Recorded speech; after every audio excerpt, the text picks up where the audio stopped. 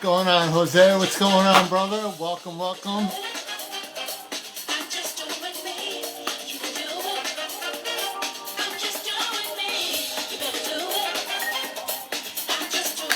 Got a little Melba Moore coming on right now. A new song, Just Doing Me.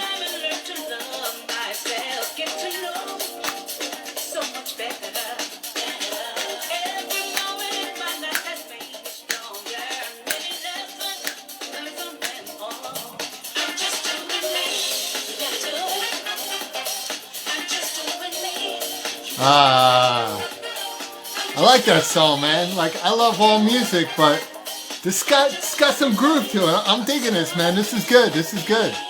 Everybody, if you're listening right now, we're listening to Melba Moore, Just Doing Me. It's dope, man. This girl has never, ever lost her skills. Ever. Love it. All right, all right. How's everybody doing tonight on this cold, cold weather? I hope everybody's home safe and sound, being thankful for heat. We got to say our prayers to the people out in Texas. They're going through it right now. They're just not used to this type of cold. I mean, people's houses literally have icebergs inside their kitchens. Water's coming through the walls. Stuff is crazy. So if you guys take a moment, it may not seem much, but if everybody just gives a prayer, hopefully God above will hear all of us, and hopefully they'll get some refuge and they can be safe soon. We all have been seeing the news with Ted Cruz. I think it's funny that this guy's been going around shicing on people, pretty much saying, you know, this person did, but they should have been doing that. And now he's doing the exact same thing. And on top of that, not only did he go away, when his state is literally in dire straits right now, he left his dog in the house. And I'm not talking about a Siberian Husky. He let a little poodle that's got no fur in the freezing cold, man. Now you know that poodle's pissed, right? That poodle, when Ted comes home, that poodle's going to be like, you lucky that I'm not a big dog, so I'd be biting the hell out of you right now. I'm freezing, like, look at me. I can't move. Can't move at all. Guy's an idiot. I just don't understand it. But right now, I'm about to bring in a great, great woman. I'm excited to talk to her. This woman is a Tony Award winner. She's been in great films, Grammy nominated, R&B, funk, soul, jazz, Songstress. And we're about to talk to her right now. And Miss Melba Moore, just too excited to talk to you right now. It's just an honor to be speaking with this lady right now. So Melba, when you're ready, come on in, and we're about to get this. There she is. Hey. How are you? Fantastic. Thanks for having me. Yeah, thanks for being on. Thanks for being on. Such a pleasure to have you on tonight. It was a show taken off from my GTC live show that I used to do all the time, but obviously because of the COVID, my publicist wanted me to come online and do it now, and people are starting to love it. I'm getting guests from all over the world coming on. It's about time the show did a one-on-one thing and not just talk about everything that you have done, but maybe other things that, you know, you want to let people know about as well. And I don't know if you remember me, but we met last year at the African Heritage Parade. It was kind of a funny story because I was standing under the tent and I was there for Colette V. Smith, who was being honored like you at the parade. She's the first African-American NFL football coach. And you kind of like grabbed my arm and you're like, see, right? And you kind of grabbed my arm like, listen, can I stand next to you? Because this guy over here is kind of crazy. And I'm like, of course you can. And I'm like, this is great. Melba Moore actually acknowledges that I'm not a crazy person. This is great. And I said, you know what?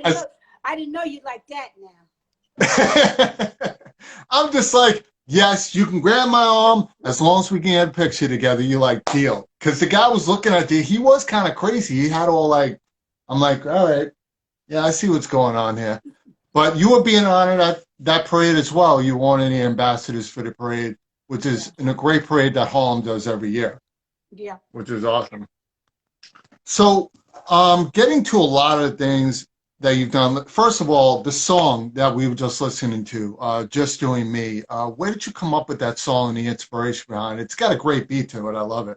You know, that's so wonderful. Everybody always gives me credit for it. I guess because that song was really written for me. Yes. But I didn't Yes. write it. I didn't come up with it. It was written by George and his wife, Angela Pettis.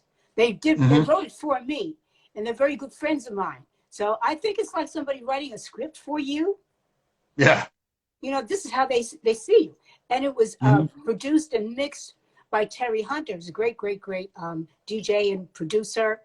Right. And uh, they did it like about a year ago. And then, you know, I was on tour and everything and went to UK and came back. I forgot about the song.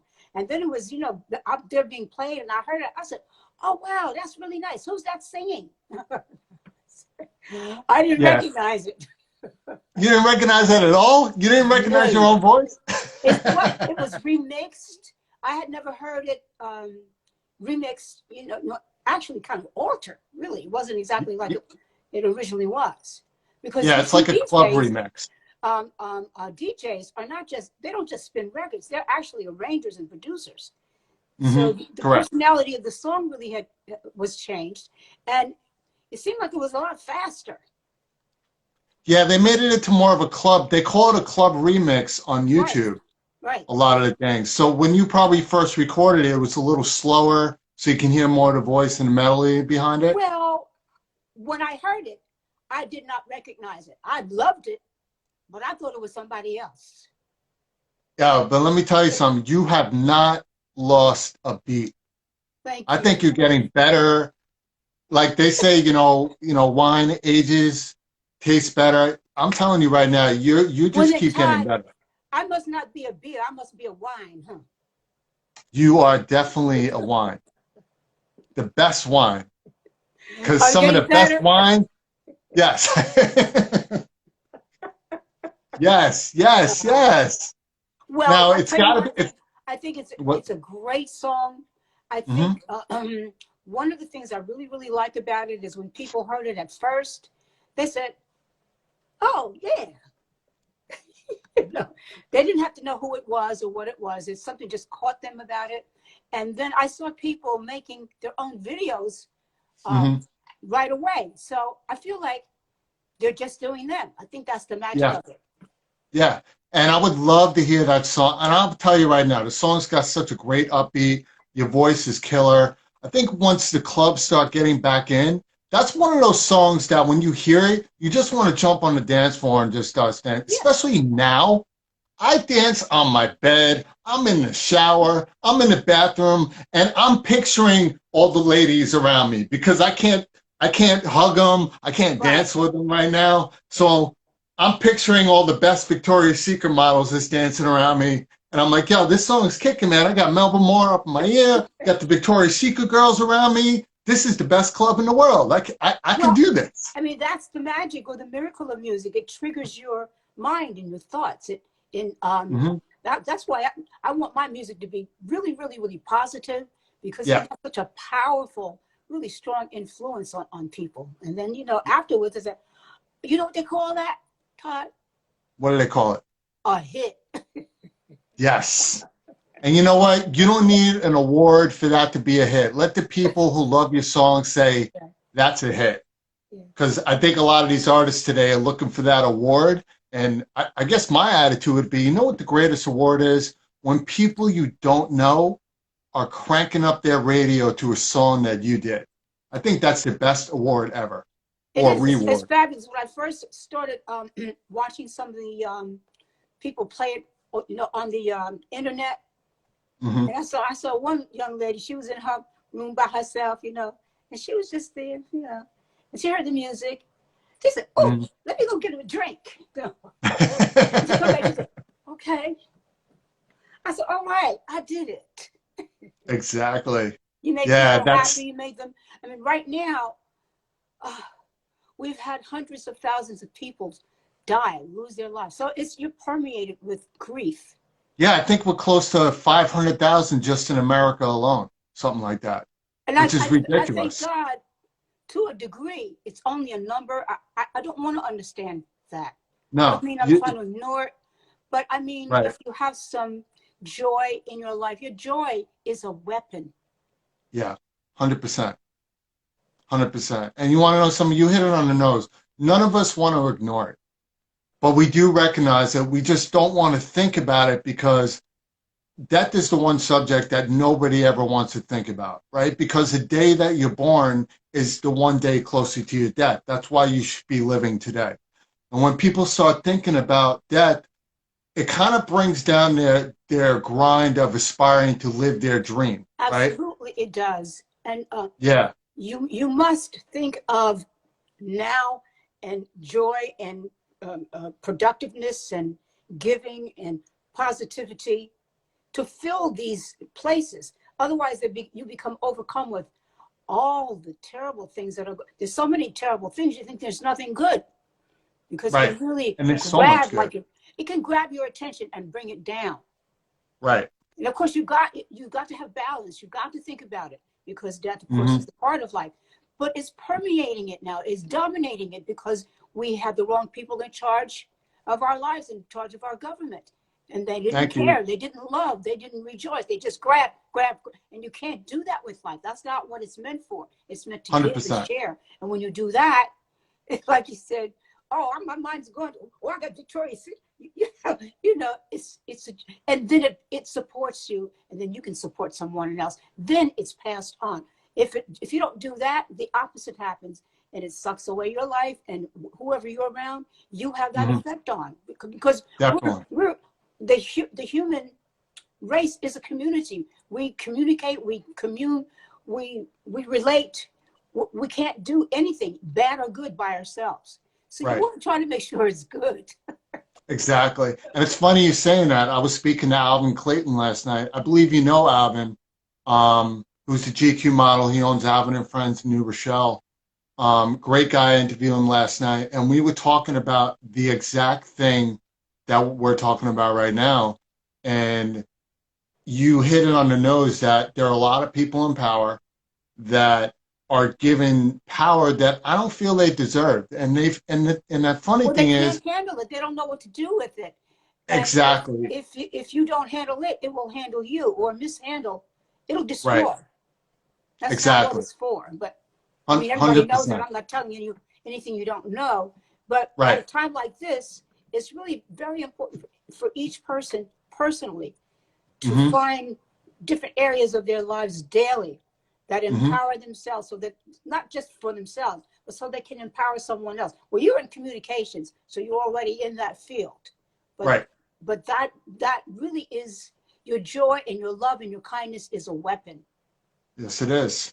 Yes, it is. And you hit it too. And I think the one thing that bothers me out of all politics is that most blue collar, white collar, whatever collar you want to talk, take their time to go to the polls and vote. And the reason why they're voting, they're believing in the person they vote in. The problem I have with the person that gets voted in, and not all of them, because guys like Cory Booker, great guys, stuff like that, a lot of people forget when they get into office why they're there.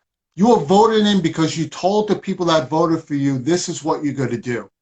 And when we're getting into, let's say, the COVID relief bill, right? It takes 6 months for you guys to decide to give more money to people who don't have a choice on living. Well, that's the most ridiculous thing I've ever heard. But you understand that everybody's trying to catch up now because the last administration did nothing. Exactly, and I feel horrible for Biden. They went and played golf instead of running the country. Now we have everyone is responsible, but we kind of know we've got to all pitch in and do whatever we can to make your family, your personal life, the local government, to make it run again, and to get everything back up and out there. Thank God now we have maybe 2 or 3 companies trying to provide vaccines, but that's not all you need. There are other preventive lifestyles. Correct. You can't just go out and drink a soda. Right, yeah. Because it's going to mess up your immune system, and you can't go to the hospital. No. I mean, I think everybody needs to realize. You don't want to go to the hospital. You know what I'm saying? You really don't want to go to the doctor. Unless it's I'm scared of the doctors. I hated going to the doctors in the first place. My mother used to be like, come on, we're going to get you a little blood test. I'm like, you are Oh, not putting no. any needle. I don't care if it's a prick or a No, needle. You no. stay away from me. You know, if you want, like, just do something. Put me to sleep. I don't even want to be near a doctor. Like, I'm a big guy. I try to stay in shape. But when it comes to a doctor, I'm the biggest wuss out there. I'm going to tell you that right now. Well, I'm not I can't. afraid of them, but you can't. First of all, if you want to go to the doctor very often, you can't get booked. There's so many sick people. Yeah. So Yeah. And I think, you want your lifestyle and your food and your daily life mhm, to be your health and to prevent you having to do that. I mean, to get a checkup, yeah, but to actually need, a medication. So much of what we do yeah. can either support or tear down our lifestyle. A lot of it is what we eat, and if we get enough exercise, that's good because you can change that, you can fix that. Exactly. And But I I'm agree with just you. telling everybody, please eat good and everything because you don't want to Yeah, go to the doctor. not at all, not at all. And I think we should both, hopefully we agree on this. I want to tell people, whether you believe in it or not, whether you believe this pandemic is occurring or not, just do everybody a favor if you don't really care. All they're asking you is wear a mask and practice social distancing. It's not like they're asking you to do certain things you can't do. Just think of it this way. A mask is, think of it as a fashion statement. Wear it like that. And if you don't care, think about the people around you. If you have kids, think about your kids. Because at the end of the day, if the doctors and the scientists are saying, just help us, then just do it. It's not a big deal. Thank It's God. not a big deal. We have tens of thousands of people dying, and we don't have to have that if you just wear a mask. Excuse me, they're telling Exactly. us to wear a double mask, so I'm doing it.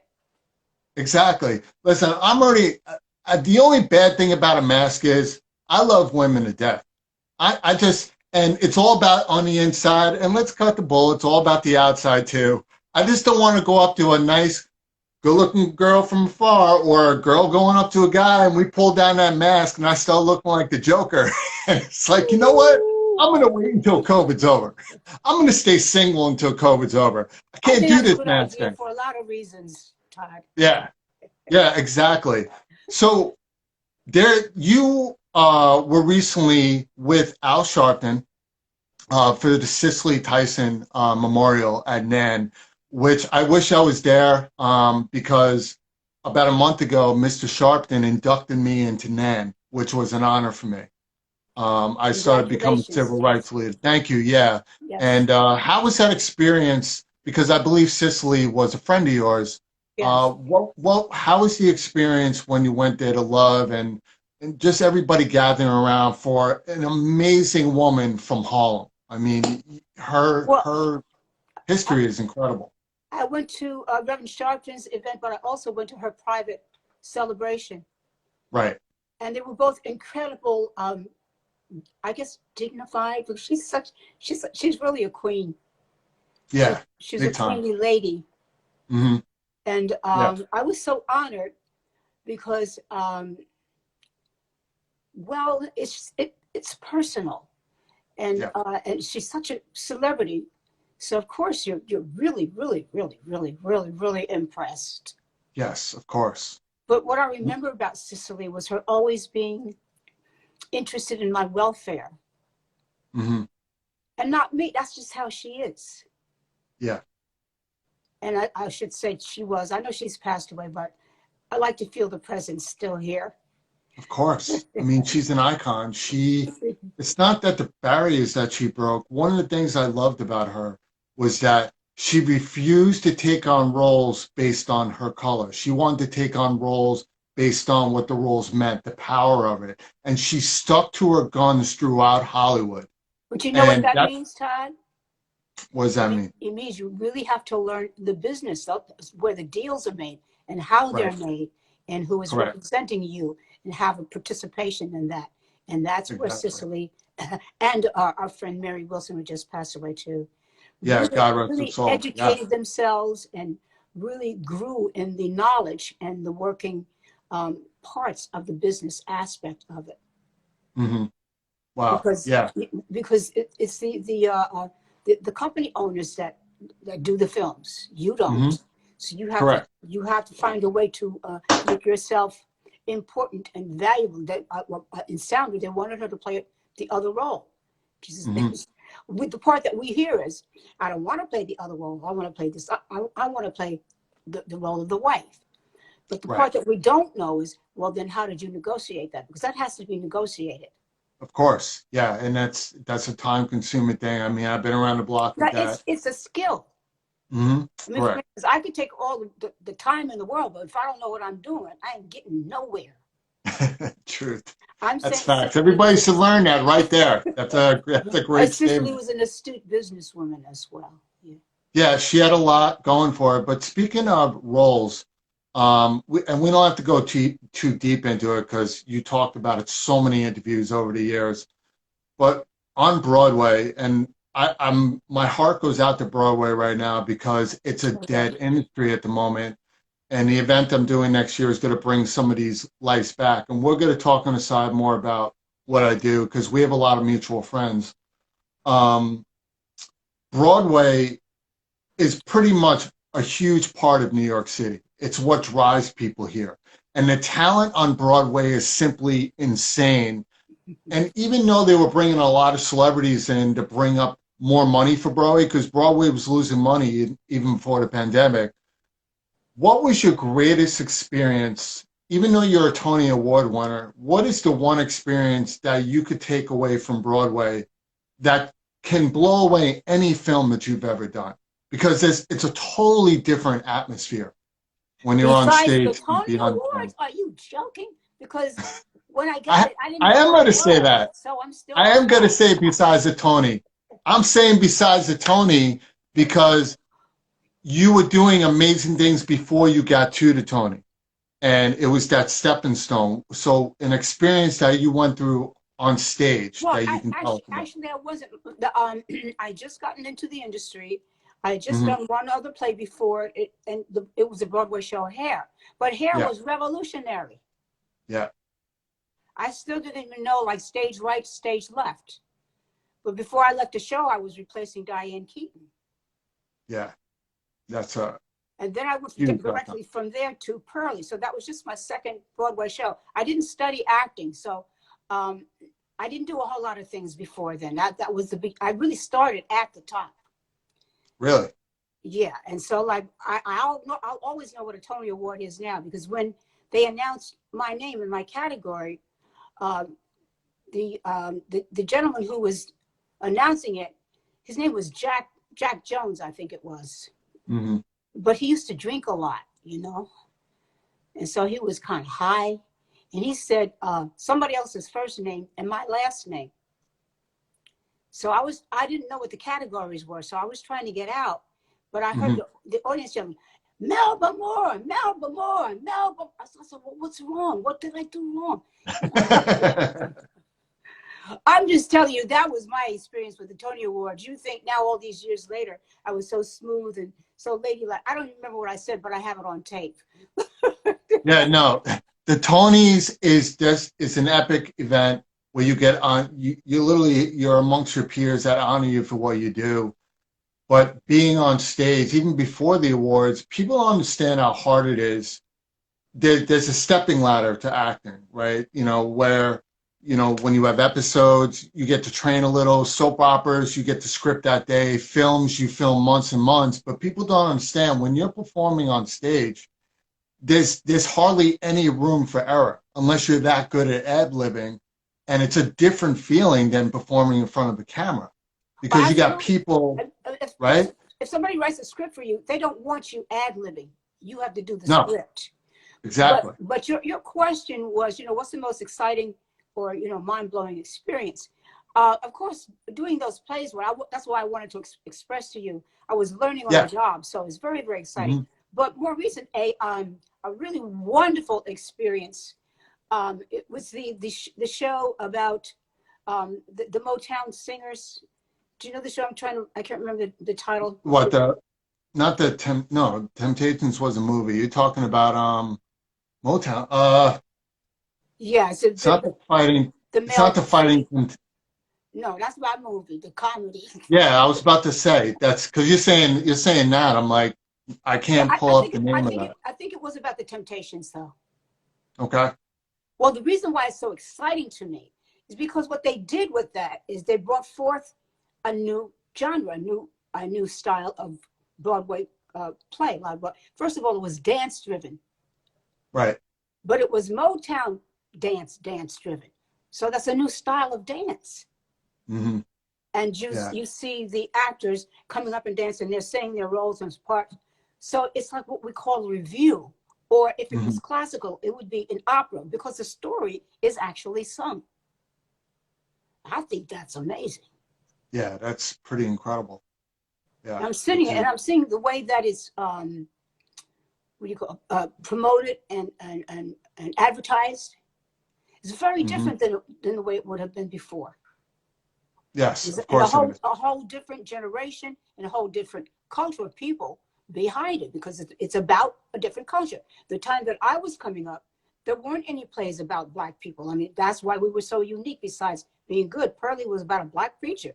Now we Yes. call that a gospel play. Right.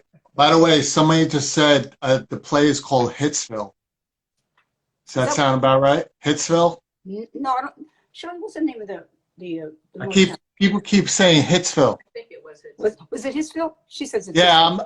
I'm reading it too. See, I was telling my other interview, I think I'm starting to turn blind or it's just no, she just told me, ain't too proud to beg. Ain't too proud to beg. Yes. That's it. If I need it in the morning or the middle of the night, even though it's TLC. But yes, ain't too proud to beg. You have so many great songs. Just listen at that title, Ain't Too Proud to Beg. It's not something you would normally associate with Broadway. It's a new day. Yeah. And it's mind blowing. You know what it is? Titles play a huge part in the success of any film or anything sometimes. It pretty much tweaks your curiosity about what's this about? Ain't too proud to beg? What exactly does that mean? But it's a powerful statement. And then I'm saying during this time, post Motown, we're going to associate that little phrase with the song. Yeah. Because this is part of your mental world. I'll put it that way. Correct. So, somewhere you've heard that, and you said, I've heard it a couple of times. I've heard it a couple of times. If you heard it and you didn't know that the show was on Broadway, somebody was telling you, you said, "Oh, I think you'd want to go see it." Yeah, listen, some of the greatest movies, even on Netflix or anything, I love titles because sometimes titles, if it's not too long or they pique your curiosity, and then you see the trailer, and then the trailer is more important than anything. I like trailers that just show that much where you're like, I need to see that. Exactly. I need to hear that. Exactly. Yeah. That's what I'm trying to express. It gives you that. I think I'd like to. I want to participate. I want to see that. Exactly. Now, have you thought about if Broadway comes back, would you consider going back? When? Did I say if? I meant if. When I say when, because I shouldn't have said if. You ever like say something and you're like, wait, let's just rewind. We're hoping for the best. You know what I mean?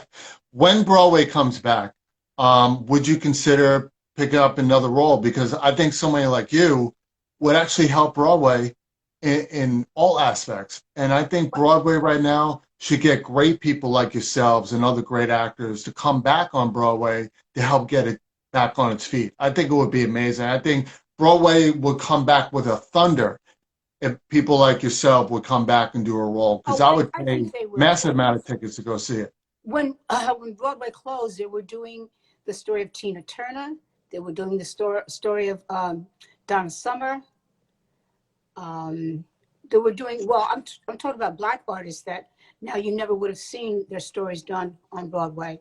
But not just Black artists. Are you going to see the genres continue to expand and increase because they're human stories, and it's not back in the day, it's now, it's a new day. So it's time to tell new stories, and new people will come and feed it because we love it and we need it. We understand it's at least part of the heartbeat of New York City. So I think it's time we have a play about you, and we can call it We Want More. with two O's, Well, I right? want more. We want more, we want more Broadway with Yeah. two O's, Okay, that's starring cute. Melba Moore, That's right? cute. Oh, The story absolutely. of your life. I'm going to go back as soon as I get the chance. Yeah. Yeah, and you have so much going on. I'm sure you're writing more songs. By the way, I have to compliment you on it. You have this Nia Long, Holly Berry thing going on, and you look absolutely beautiful. Because if I ever have Holly Berry on, I'm going to be like, you know what? You have this Melba Moore thing going on. And she's going to be like, really? I'll be like, that's right. She's You going to do. say, nah. I don't mind her. She's on what, a fourth or fifth husband? I'm good. I don't mind that. But but um speaking of getting back to Harlem, I know Harlem has a lot of great traditions. Now, have you been more involved with National Action Network and some of the civil rights things going on right now? Because right now, civil rights is becoming a huge topic in 2021 because 2020 was like, it literally woke up the world again, right, Yes. to what has always been there. And I keep telling people, not to get into a negative topic, but unfortunately, it's always been there, which really stinks. But one person kind of like lit the flame. Yeah. Um, I've been getting big into civil rights. I had the pleasure, and I just spoke to him last night, Attorney Ben Crump, because he's been taking on so many great cases that he's trying to help. Keon Harold, who's a friend of mine with the racial profiling. Do you feel more and more celebrities should come out and really start speaking more and more instead of just tweeting and everything else? Because I think that would be really important Well, in all Todd, I will communities. never take the position of criticizing anybody, but I'm Right. going to increase my participation. As a matter of fact, I've already taken up the banner to reintroduce the fact that I and my colleagues, um, with Dr. C. Dolores Height, who was the president of the National Council of Negro Women, we're the ones Mhm. responsible for taking the Negro National Anthem and putting it on record so that we have one official. Because since we came here or were brought here as slaves, we've had to fight for everything to be, our voting rights, our rights to be free, our Yeah. rights to be considered human. We weren't even considered human. So, so when Which we is sang, still mind blowing. we are the foundation really of what is American music. So I will be hopefully at the forefront of whatever good activities are going on civilly and musically and in our communities wherever it's going on. Yes, I'm going to be at the forefront if I can. Oh, I love it. I love it. And I'm glad you're saying that. I've always asked that question to a lot of great people because it needs to be done. And I even tell people, listen, you could be silent not to be silent. And what I'm meaning is, it's just stand up for something, right? Stand up for something that you believe in. You don't have to go and march all the time, but if you just say something or do something in a positive aspect, help somebody out, you're Right, aiding towards a great cause. right. Um, Listen, people are afraid to go out now in March because it is scary because you don't know if it's going to be peaceful or turn to violent. And then people look to blame who's to blame. And it's like, at the end of the day, what pisses me off is I grew up where I didn't know what this was, right? I love everybody. Like my ex-girlfriends are sisters, and it had nothing to do with this. It had to go with good people. And I just wish one day people would just turn around and be like, hey, this is a really good person, not because of this or anything else, because she's a good person or he's a good person, and that's the way everybody should just look at life, Well, I think because we have to grab the opportunities to do that in our own personal spaces. And if you're not going to go out in March, that's okay. But you have to live your life with your fellow human being in a positive way, and in a way that lets your neighbor know that you care about them, that you like them, that you're not angry with them. If you don't speak to nobody, they might think if you don't say nothing and you got a sour face. Let them know I like you. I don't know you. I try to do yeah, that yeah, so that people, especially if I'm, with my fans or something, I don't want them to be intimidated by me. But sometimes I go a little bit too far. They want to pick me up and everything because I'm little. I said, no, you can't pick me up. All right, I'm saying a promise right now. And next time I see you, I'm not gonna throw you over my shoulders. I'm gonna either shake your hand, maybe I'll give you some love. Keep a social distance, please. Oh, I'm gonna give you 6 feet hug. 6 feet hug. I'm gonna be like, Okay. Melba, where are you? 6 feet? Come here, girl. I'm gonna be like that. Be like, you feeling it? You feel that, right? That's the love right there. And that's my hug. And then I'll do this. Then I'll throw you over my shoulder. Afterwards, right? And you gotta watch yourself walk away like, where's he going with me? What's going on here? Take me back to the store. Take me back. Well, you know what I mean. You know, sometimes because maybe things are just pressing on you. If you take a moment before you go out or with somebody, just see, you know, what does my face look like? Do I look sad? Take a, you know, a concerted effort. You know, be definitive in choosing it to. It's good medicine for you too. And sometimes you have to like make yourself think about it because things are just pouring in on you, and you don't even know before you know it. You're kind of slumped down and you're sad and you're what. And you know, my daughter said to me, "Mommy, are you sad?" I said, "Oh, yes." But because you don't know sometimes that it's overwhelming you and you have to fight back. Yeah, 100%. 100%. And I'm glad that we're talking about this. A lot of people ask me sometimes, why do you always bring this up a lot? I'm like, because you have to bring this up. You have to talk about it constantly. You got to drill it into people's heads. Because the minute you stop talking about a problem, the problem will never go away. Ever. Yes, and it's just because why is it there in the first place? It's probably kind of sneaked in there some kind of way.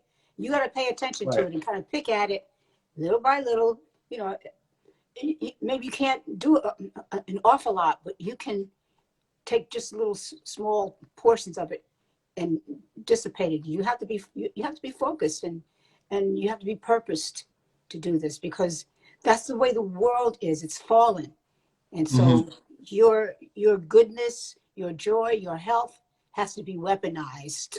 Yeah. I'm always at war with everything that ain't going to make me whole or happy or something, you know. I'm going to tell you right now, I am never getting on your bad side because I've always noticed that the sweetest, shortest people got the biggest bite ever. And I am staying away from the bite. I'm not going near it. No, I don't do that anymore. I used to do that way. But anymore? I'm not crazy anymore. I'm well, so I'm happy. Yeah, you have a lot of positive energy to you, and I knew that the minute I met you. And growing up, obviously, you always speak sometimes, even in your music, you know, you've gone through certain things. Was music like your serenity when things were going bad? Did you put all your effort, all your sorrows and everything into your songs, and that's what made some of your songs like amazing hits that you had in the past? I'm sure that's true. The first 9 years of my life, there was no music in my life. My mother was a single parent, and the family was broken, and it was very depressing. When she married my stepfather, well, first of all, my mother was a professional singer. But since she was always away. So that meant the family was really broken. But when she married my stepfather, we moved from New York City to Newark, New Jersey. He had a son and a daughter. So now I had a sister and a brother. So I had a brother I could fight with. You know? Those are the best. Just blame everything on them. I did it with my brothers too. Wait, really? This is my show, man. You like, come on now. You gave me a social distant punch. You know that hurt, right? Bad and angry and little. Okay. But my stepfather was a piano player. He made us all take piano. And so I really, and they had a band, my mother and father. And so they rehearsed in the home. So music became the centerpiece of our lives. And so I went from having no music and nothing to now getting a music student at 9 years old, and all of us fighting over the piano. Who's going to play the piano? So really getting involved with music, and then discovering later, by the time high school was there, that I had a voice, and that I wanted to major in vocal music. And so I studied music in high school at Arts High in Newark. And then I went on to Montclair University to major in music education. So I taught music. So yes, I got totally immersed in music. And Yeah. then I wanted to see if I could perform, um, rather than just teach it. And so my stepfather took me around to some of his colleagues and friends and people in the industry, and got me started in the industry. And I started as a studio singer, backup singer with recording artists, like Frank Sinatra, I mean the big ones, like Frank Hmm. Sinatra, everybody, the big ones singing. That's right. That's right. Frank Sinatra. That's one of my all-time favorites, by the way, is Frank Sinatra. Got good Yeah. taste.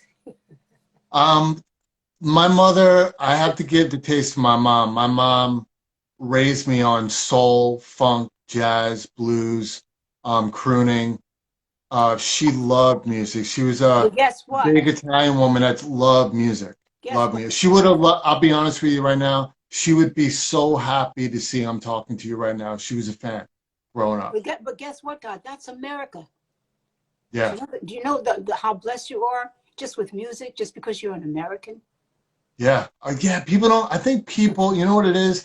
We don't realize how much we have until we go outside the states and go to other countries. Like, we're really, really spoiled. We're literally the only place where every corner has a Chinese or a bodega.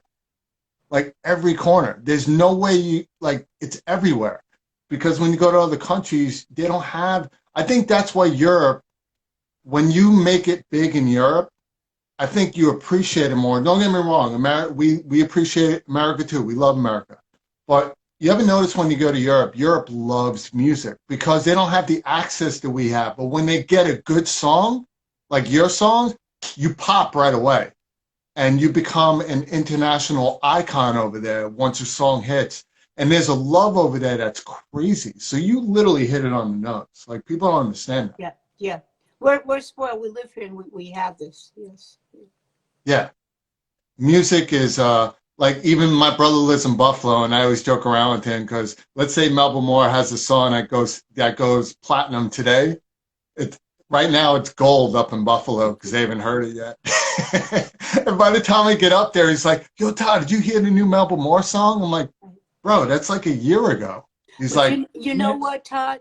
That's the richness of America too. Like you have all the Detroit sound, the Philadelphia sound, you have the Atlanta sound, you have the New York sound, you have mm-hmm. upstate New York, Buffalo, Boston.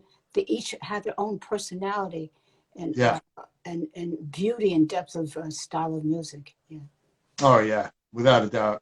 Yeah, and then each area, like even Detroit is big on soul, Did I and mention Chicago? I think so. You know what? I'll give that to you because I thought if Broadway comes back, you didn't mention it, so we even right now. Okay, when Broadway comes back, yes, you mentioned Chicago, so we're good. Yes, Chicago, and want to know something? That's a city I've never been to.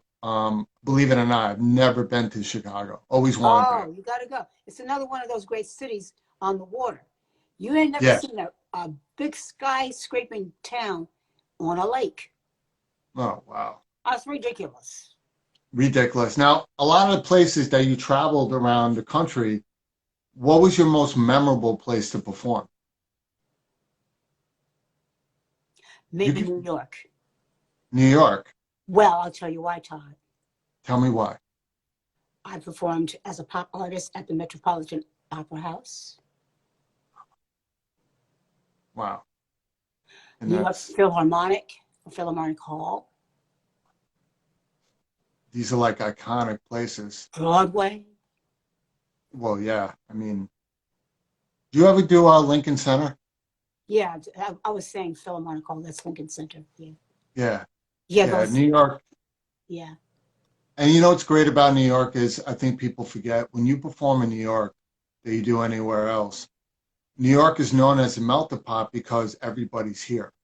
From all over the world. So when you perform in those stages, it's not just New Yorkers. New Yorkers is made up of the greatest people in the world, nationality, cultures, all in one place. And I, I was speaking to Eric Adams, who's running for mayor, and I literally said to Mr. Adams, I go, you have an opportunity here right now to show the world why we are the world. Hmm. Um, because I feel New York, and you hit it, like even though I know New York's the best place to perform, I gotta ask because sometimes people have a great moment in Chicago or LA. Oh, I But have. Okay, Chicago, Palmer House. okay, yeah. I'm sorry. Go ahead. Say what you say. You just No, said. no, no, no, no. I'm this about you, but when I'm even you're part of what New York is great, right? I think it's our job with everything going on right now that we need to be the example to the world why we are the world. I really think we do because New York is about the people. Harlem's always been about the people. Harlem's about the love. When I go into Harlem, this right here has no rest in Harlem at all. When I go to Harlem, there is nothing but love in Harlem. Music, jazz, the people, Harlem Week, the parades. I get to meet people like you. And that's why I'm saying we really need to show the world why we are the world. We really, really do. We're And that's talking why about I the think New music, York's the world. but New York is also dance. I'm thinking about Dance Theater of Harlem, all the jazz and all different kinds of ballet companies that there are here to enjoy. Like Alvin Ailey. Yes. Yeah. So you're friends with Cartier Conway, I believe, the young Sandman from the Apollo, tap I know dancer who it is. I'm not extraordinaire. a friend of his, but I know who it is. Cartier, I just had him on a couple of weeks ago, and you mentioned dance. He's one of the best tap dancers I've ever Yes. seen. Yeah, and tap and jazz and everything goes so hand in hand, Well, I tell you which is who I pretty am a amazing. friend of, and that's Maurice Hines. Talking about tap dancing. Hines? Yeah. Oh my God. My favorite movie is Tap. Okay. Favorite Tap movie of all time is Tap. Yeah. Because when you're watching Tap, it's nothing like being on the sunny side of the street with Gregory Hines Yeah. and you know. But some of the movies that you've been in with Cuba Gooding Jr., just great, great, amazing movies. And Yeah. you know what I love about a lot of these movies is when they bring out the music. Oh, the You music. know, Well, primarily in that movie, Fighting Temptations, it's Jimmy Jam and Terry Lewis. hmm It's essentially their music, but then it's other people's music too, because you have all types of genres in it. You have hip hop, you have rap, you have gospel, you have you got the OJs, yeah, you got the Adams. I mean, you got ridiculous. Then you got Beyonce, yeah. I got you thinking right now. You had definitely an eclectic Here's the group of Angie people they Stone, brought in. What Shirley was that? Caesar. Shirley Caesar. Yeah. I was serious before about they really should consider making a movie about you because right now what we're talking about is just a piece of the history that you brought into music and into Broadway, into movies. And some of the best unknown stories, like there's so much about you that people don't know. Those are the stories that I want to watch on the big screen. Mhm. That I want to buy a $45 bucket of popcorn and a $200 soda And just sit and eat and watch. and eat and watch and be like, wow, I didn't know about that. And I want to watch a real movie because is it me or all these biopics today are pretty much drama? It's drama, drama, drama, drama. And like, I want to watch a movie, a real movie like A Color Purple, but of a true life story of somebody. Mm-hmm. Those great movies I want to see, like the Five Heartbeats type of movies from back in the day with Malik Whitfield. And I want to see a movie like yours, just like that. A beautiful movie that Yeah, I can watch I over think and that's over the again. thing because what happens is a certain type of genre gets popular, and then it kind of just churn them out, maybe, you know. Yeah, well, it's reality shows that have turned everything into that. Reality shows, unfortunately, become the most popular thing to watch. And it's I like, know. if I I, watched if some of it. I said, "Oh, I know they're finna fight now. Let me go." yeah, and I heard it's that half of that stage. It's like, listen, if I hear one more show come out like The Housewives of Zamunda, I'm gonna kill somebody. I don't want to. I don't Well, want to hear it's it no not more. for you, Todd. Okay, I don't know. I just you got to find something else to do till they have some real movies for you. I watched the originals. I'm watching the Vampire Diaries. I'm watching all that stuff. Now everybody's gonna be online like, really, Todd? The Vampire Diaries? I'll be like, yeah, Well, got me. Netflix has got me. That's what you like. You know, you have a right to like what you like. Yeah. Yeah, I try to catch up on some of my old school movies, and I'm kind of excited to see Coming to America 2 coming out on Amazon Prime on March 5th. Well, Um, Coming to America, the first one, we watch that all the time. That yeah. one, anything that Martin does. Martin is my joy weapon. Yeah, He's so silly. I'm excited I just about see that. those ears and those eyes coming, and I start laughing. It's funny you say that too. I have John Amos coming on March 5th on a premiere that I'm going to be Oh, talking to. Yeah, I spoke to KC, and KC and John said they would love to come on and do the show on the premiere date of March 5th.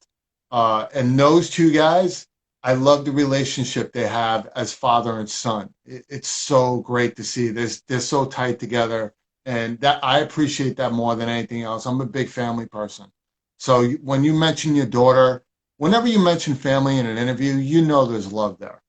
You automatically know. And you just got more respect for me when you mention your daughter, because I love when people mention family all the time, which is pretty incredible. Um, we have a few minutes left. So first of all, obviously you guys know we're talking to Melba Moore, and she's a pretty amazing woman, and so glad I'm getting to speak to her. Do you have anything you're working on right now that's possibly for this summer? Because we're obviously pop-up events are starting to happen again. They're opening up a lot of outdoor stuff. several things. I'm working on a new album project. I've just started on the first single. I don't know what it's going to be called, but the song is called "Free," so I think that's appropriate for this season. I But think so. I think that's a perfect song for it. but I have a couple of music projects that are just out in the works. One is called what is it? Telemundo. Now the time is now. It's with an Tiempo. Solo Who's that Tiempo. over there? Who's that over there? Is that your publicist giving you answers? That's my daughter helping me out. Solo See, Tiempo. It's, the group is called Crack of Dawn, and I'm featured on that song.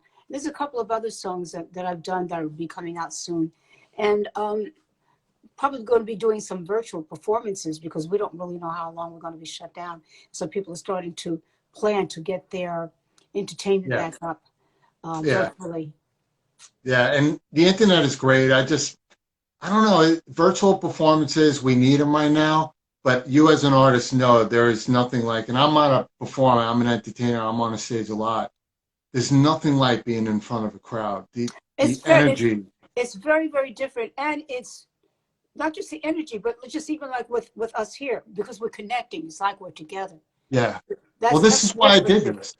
Huh? Yeah, and this is why I did this. When my publicist asked me that you should continue your talk show, I'm like, you know what? Let me do it on Instagram because my old account got hacked. So I'm glad you followed me on my new account. It was just like, great, I got to Is that start all now over too? again. Yeah. But the reason why I chose to do Instagram is because I wanted it to be a very emotional connection, Right. one-on-one, where your fans can get to know you as Melba instead of Melba, right? Yeah. Because I think when people connect with you more, realizing like, oh, wow, Melba is a human being like me. She eats like me. She talks like me. You actually gain more fans, more respect. And when it's live, it makes them feel connected with you like I'm doing with you right now. Because I know I'm going to meet you again. It may be 6 feet apart, but I'm going to have you walk my red carpet in the fall because there's something coming out that you don't even know about. Well, there's And, that, Todd, but there's now that everything is shut down and we don't communicate with each other. So yeah, when everything was up, you never saw this side of an artist. You only saw no. the performance. So there was a natural or contrived distance Mm-hmm. that Correct. now you never see the performer. You only see me now. Okay. Exactly. But this is the best part of you. Now we get the best part of you. We get the Melba without the singing, and Yeah. then we get to listen to Melba on the computer, on a But radio. you still have all of that. But I just think it's a nice reworking of everything until we see what is going to be the new Mm-hmm. normal, because some things are just not going to be here anymore. Correct. Yeah, a lot of things are going to be changing. Hopefully, everybody's been watching the interview, realizing a lot of things that Melba has accomplished is before social media and the internet and the Right. pandemic and everything else. So Right. right now, even she has to reevaluate her business because we're in a whole new world right now. You have to rebrand yourself. You have to figure out how you're going to reach people in a different type of market and how you're going to reach the millennials as well, because these Right. kids, a lot of them don't even understand their history. T Money said it the best when it comes to rap from Young TV Raps, and he said it on an interview we did, I think it was like a year ago. The youngins really need to understand your history of where your music came from, so you can respect more of the icons and the legends more, and understand the opportunities that you have is because of these people that were here before social media even happened. Well, we That have more of paved an the way for opportunity you. to have formats that actually focus and specialize in that now, because the other things are shut down and everybody's not chasing down the performance. We can say, okay, this is the historic value of it, or this is some of the other areas, the social commentation, or the community service aspect of it, or political aspect of it. You can focus on those more now, Of actually. course, of Yeah. course. Yeah, so you said you got stuff coming up. Are there any artists? Couple more minutes. Are there any artists that you're working with now that people would like to know about? Because you work with so many great artists. Are there some that you're working with now that you're collaborating with? Well, there's one that I hope to collaborate with, and she has said yes, and we're going to try to cook up something together, because we've been friends for so long, but we've never really done anything together, and that's Stephanie Mills. Stephanie Mills, she was just with Deborah Roberts last week on IG. She's Yeah. so beautiful. She's a wonderful person. I know. So talented, so I know. talented. And I'm so glad. I'm so glad you just said that. We got an exclusive right here. Stephanie Mills, Melba Moore Yeah. coming out. So we're That's trying to gonna cook up be something because we just love each other so, and our paths have always crossed. And she was doing her own special for special children, because her son is a special needs child. That was the focus of it, and was fundraiser. So we had a chance to just talk on them. And I said, Stephanie, what you think you might want to do? She said, oh, I would love to hear that. I'm yeah. hoping to We get don't know when Stephanie it's on going to here be, as but well. she said, yeah. And she's very, very, very creative as well. And very, I'll say intellectual. In other words, she'll go and research stuff. Yes. She's like that. Yeah, and I'm hoping to get her on here as well, because this conversation is very valuable to me and everybody here. Because if you look into these comments here, everybody's loving this conversation right now, because we're not just talking about what we already know. We're talking about stuff that we don't know, and that's the point of this. That's the point of FaceTime with Todd Wharton, is really getting to know things and getting to know your opinions on whether it's equality or music or jazz, but to get to know the real Melba. And Melba, I really, really appreciate you coming on tonight. You and a lot of the guests I have coming up have been an inspiration of mine for years. And to be able to talk to you on one-on-one and learn a little more about you is definitely an honor. And I'm glad to have met you. It was a weird way we met, but You I was saved my glad you life, met me. baby. I saved Saved me your from the life. Everybody crazies. remember that. I saved Melba Moore's life. Remember that. So before we go, how can people follow you, get to know you, website or anything that they can follow you on? Okay, well, Instagram at Melba1 more. Instagram at Melba1, the number one more. My website is melbamore.com. Yes. And the music is on all the formats. What are they showing? Everywhere. Everywhere. Yeah, because That's yeah, easy. she just told you, because there's so many platforms now, I can't keep up anymore. Oh, thank God. I don't have to try to remember them all. No, I can't keep up anymore. I Yeah, can't. It's just well, one like, good thing, everybody knows them all. They know where they want to go. That's good. oh yeah, which is the best part. And once they Google you, you come up in so many ways. Right. So, guys, we're here with Melba Moore right now. My name's Todd Wharton. You can follow me at Todd Wharton Official. You can definitely learn more about me. I actually run New York City's Peace Concert, which we're making a huge announcement in 3 months. There's a change to it that it's going to be the first ever, and New York City is officially backing it. And Yay. Great. Yeah, it's something that is in the need. Let's just put it to you this way. There's going to be an event that finally honors humanitarians annually right here in New York City. I'm going to leave it at that. Okay. So let's talk about what we have coming up next week. We're here with Melba Moore. As you guys know, Tony Award winner, Grammy nominee, R&B songstress, folk, jazz, soul, beautiful woman, inside and out, as I'm learning tonight. Next week, I have a great lineup. Melba may know some of these people. We got Cheryl the Pearl from Sequence. It's going to be on Monday. That's my girl for a long time. DJ Dami, the artist for EPMB on Tuesday. Keith Shockley from Public Enemy on Wednesday. Lou Playa, the co-founder of Reverb Nation, is going to be in the house on Thursday. And Lakeisha Sutton, former NCAA women's superstar, turned Harlem Globetrotter in civil rights and humanitarian as well. And Melba, thank you for being Thank on the show. you. I appreciate you. And like I always tell people, at the end of the day, if you're not living a passionate life, then whose life are you living? Guys, have a great night. Stay safe, wear your mask, practice social distancing, and it's all about one love. Melba, thank you. Have a great Bless night, you, guys. Todd. Be well. You got it. Thank you.